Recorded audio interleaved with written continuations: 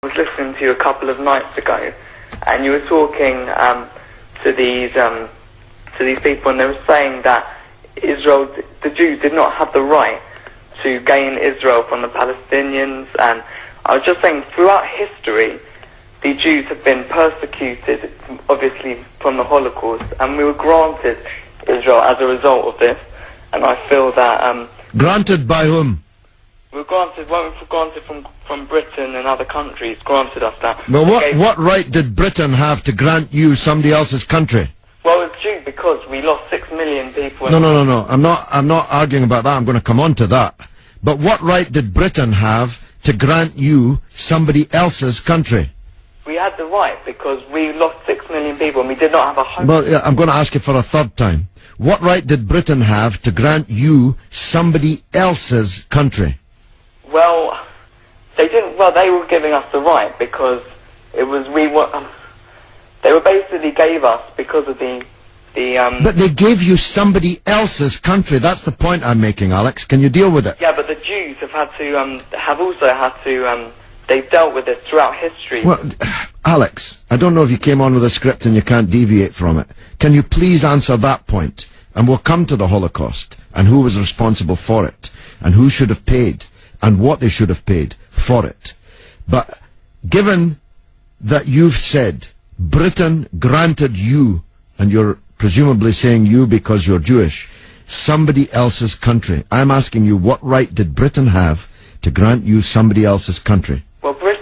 Britain, you could say they didn't have a right, but they came in and dealt with us and with the Jews having lost all these lives, and they basically granted us this land. Okay. Well, I see I'm getting nowhere on this, Alex, so let me deal with your overarching point. Maybe you're just not equipped to deal with the principal point that I have made. The Jews have suffered racist anti-Semitism down the ages in many, many European countries, including our own. They were subject to regular discrimination at best, and pogrom and murder at most. That's undoubtedly true. The one place in the entire world that Jews were neither discriminated against nor subject to pogrom was the Muslim world. In fact, so much was that the case that when Christianity came back to power in Spain, in Andalusia, in the western extent of the Islamic Empire, when the Muslims left, the Jews left with them because they feared the Christian anti-Semitism which would be unleashed in the wake of the departure of the Islamic civilization in the West. That's why so many Jews are to be found even today, and were to be found in profusion before the creation of the State of Israel, in countries like Morocco and along the North African coast, because under the protection of the Muslims, the Jews left Europe and went to live in North Africa.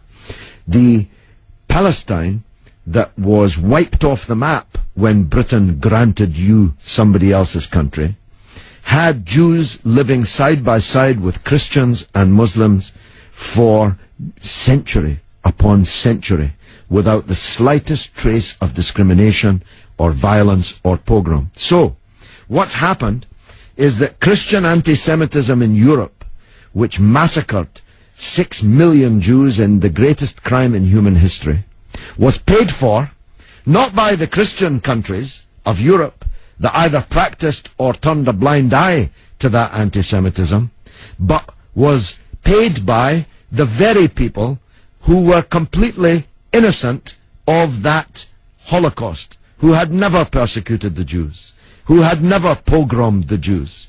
And that seems to me to add insult to the injury suffered by a people whose country was wiped off the map, who were dispersed into exile, to make way for a Zionist idea which was granted to European Jews, because these were the first settlers, granted to European Jews by Britain.